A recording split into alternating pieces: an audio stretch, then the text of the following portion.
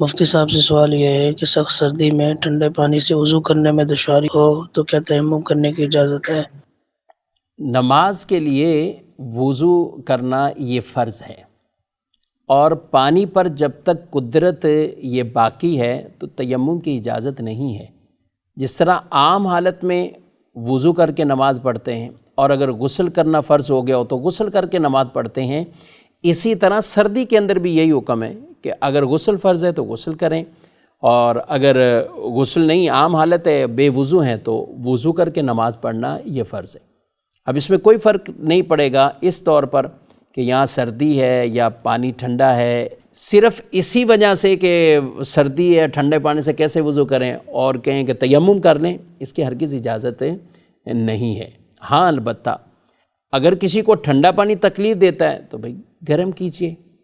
گرم پانی کے بھی تو اسباب، یہ سب چیزیں ہمارے ہاں عام طور پہ موجود ہوتے ہیں۔ ٹھیک ہے، کوئی جگہ ایسی خاص ہو سکتی ہے کہ گرم پانی کا وہ کوئی ذریعہ ہی نہیں ہے، پانی بالکل ایسا ٹھنڈا ہے، اور پھر اس کی بھی کئی صورتیں فقہاء اعظام نے لکھی ہیں کہ وہ ٹھنڈا پانی ایسا نہیں کہ یک ٹھنڈا پانی استعمال کرتے ہی آدمی کو کوئی ایسی ہلاکت یا اس طرح کا معاملہ ہو جائے گا۔ فرمایا ٹھنڈا پانی ہے، وضو کریں، اگر آپ کے پاس گرم لباس ہے تو اس کے بعد گرم لباس پہن لیں، لحاف ہے، رضائی ہے، اس کو، کمبل ہے، اس کو اوڑھ لیں، اس کے ذریعے سے آپ اپنی طبیعت ٹھیک کر لیتے ہیں، تھوڑی سی تپش مل جاتی ہے تو یہ عمل کریں۔ یہ مختلف جو شرائط بیان کی گئی میرے بھائیوں، اس میں مسئلہ یہ ہے کہ نماز کی اہمیت ہے، فرض کی اہمیت ہے، اور اس کو جس طرح اللہ رسول کا حکم ہے ویسے ہی پڑھنا ہے۔ تو نارمل ایسے نہیں ہے کہ کسی کو عذر بنا لیں اور فوراً تیمم کی طرف چلے جائیں۔ ٹھنڈے پانی سے نہیں کر سکتے، گرم سے کیجئے۔ گرم پانی نہیں ہے تو پھر یہ دیکھا جائے کہ آپ کے پاس کوئی ایسا لباس یا کوئی چیز ہے کہ ٹھنڈے پانی سے وضو کیا اور آپ نے وہ لباس پہن لیا، وہ رضائی وغیرہ اوڑھ لی۔ چولہا ہے، گھر میں کوئی ہیٹر ہیں تو جس کے ذریعے تپش لے کر آدمی اپنا وہ جو بھی ٹھنڈ پہنچی ہے اس کو بالکل جو ہے وہ نارمل کر سکتا ہے۔ اور اگر بالفرض یہ کوئی بھی صورت نہیں ہے اور ہے ایسی کیفیت والا پانی کہ اس کا کوئی عضو وہ تلف ہو جائے گا، ہلاک ہو جائے گا، ضائع ہو جائے گا، شدید سخت بیمار ہو جائے گا، یا بیمار ہے تو بیماری کے اندر مزید اضافہ ہو جائے گا، یہ ایسی چیزیں ہوتی کہ جن کی وجہ سے پانی استعمال کرنے پر اس کو گویا کہ قدرت نہیں ہے، اب وہ تیمم کا آپشن اس کے لیے آتا ہے۔ لیکن یہ نہیں کہ بقیہ ساری چیزیں چھوڑ دیں، نہ گرم کرنے کی طرف جائیں، نہ وہ ٹھنڈے پانی کے بعد کچھ ایسا بستر یا گرم کپڑے استعمال کرنے سے اپنی طبیعت کو نارمل کیا جا سکتا ہے۔ تو یہ ساری شرطیں اور یہ ساری قیودات،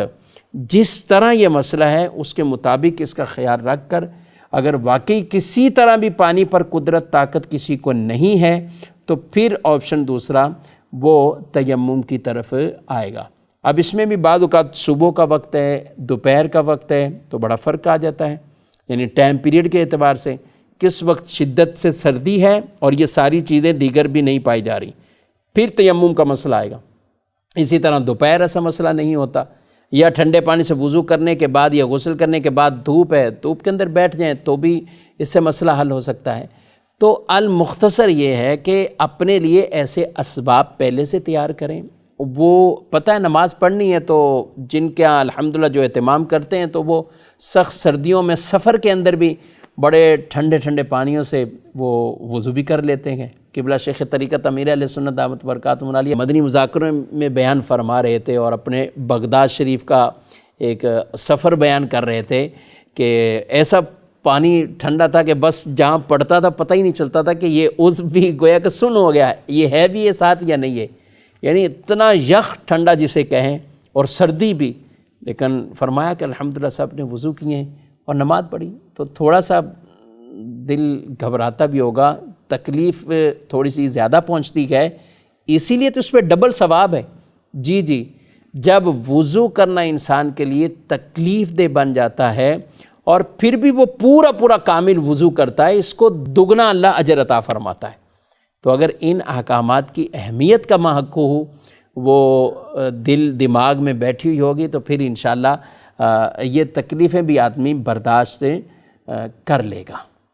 تو لہذا ان مسائل کے اندر یہ جو اس کی شرطیں بیان کی گئیں ان کو خیال رکھیں، پھر کہیں آپشن تیمم کا آئے گا، بس صورت دیگر تیمم کا آپشن نہیں آتا. جس طرح عام نمازوں کے لیے وضو کرنا ہے اس طرح آپ کو سردی میں بھی وضو کرنا ہے، اور اگر غسل فرض آتا ہے تو پھر غسل کرنا ہے.